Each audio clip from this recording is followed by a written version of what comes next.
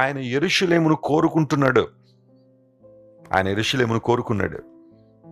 ఆధ్యాత్మిక భాషలో దేవుడు నిన్ను నన్ను కోరుకున్నాడు. ఆయన ఎంపికలో, ఆయన ఏర్పాటులో మనం ఉన్నాము. ఇది ఎంత గొప్ప అద్భుతమైన విషయం. క్రీస్తు ప్రభువులో మనం ఏర్పరచబడ్డాం. పేతురు మహాశయుడు కూడా ఇదే విషయాన్ని తన పత్రికలో రాస్తూ, ఒకప్పుడు మనందరం చీకట్లో ఉన్నాం, కానీ ఇప్పుడు క్రీస్తునందు మనం వెలుగై ఉన్నాం. ఆశ్చర్యకరమైన తన వెలుగులో దేవుడు మనల్ని నడిపించాడు. ఎందుకు అంటే ఒక ఉద్దేశం ఉంది, ఒక పర్పస్ ఉంది. మనందరం కూడా క్రీస్తు ప్రభు యొక్క నామమును ప్రచురించేనట్లుగా, ఆయన స్తోత్రమును ప్రచురించేనట్లుగా, రాజులైన యాజక సమూహంగా, ఏర్పరచబడిన వంశంగా, ఆయన సొత్తైన ప్రజలుగా మనం ఉన్నాం. ఎంత ధైర్యాన్ని ఇచ్చే మాట అంటే, మనము దేవుని సొత్తు, ఆయన స్వాస్యము. అంతమాత్రం కాకుండా ఏర్పరచబడిన వంశం.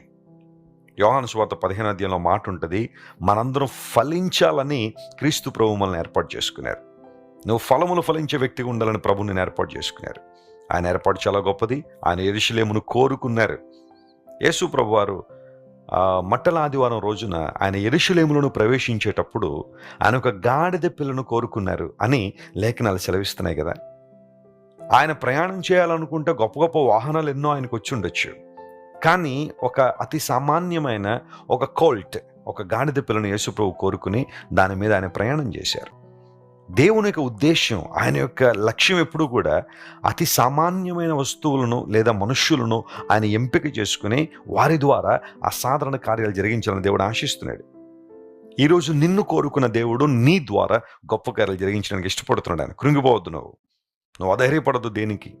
దేనికి ఇంక అయిపోయింది, నా జీవితం ముగించబడిపోయింది, నేను ఓడిపోయాను, నేను వైఫల్యం చెందానని నువ్వు దుఃఖపడాల్సిన అవసరం లేదు. క్రీస్తు ప్రభు నామములో ఉన్న శక్తిని ఆశ్రయించి ఆయన కోసం నువ్వు నిలబడినప్పుడు ఆయన నిన్ను కోరుకున్నాడు. నీ ద్వారా ఆయన సంకల్పాలు, ఆయన ఉద్దేశాలు, ఆయన ప్రణాళికలు నెరవేర్చబడని దేవుడు ఆశిస్తున్నాడు. ప్రియ సహోదరుడా, అంతా అయిపోయిందని బాధపడుతున్నావా? లేదు, ఇంకా చాలా ఉంది. దేవుడు నిన్ను ఉపయోగించుకోవాలని ఆశపడుతున్నాడు. ఆయన తన మహిమ రాజ్యము కొరకు ఆయన నిన్ను వినియోగించుకోవాలని కోరుతున్నాడు. ఆయన నువ్వు సిద్ధపడితే అద్భుతాలు జరుగుతాయి. ఈ వాగ్దానాన్ని రోజంతా క్లెయిమ్ చేయండి, ప్రభువును స్తుతించండి, ఘనపరచండి, మనస్ఫూర్తిగా దేవుని ఆరాధించండి. ఖచ్చితంగా మీ జీవితంలో అద్భుతాలు చూస్తారు.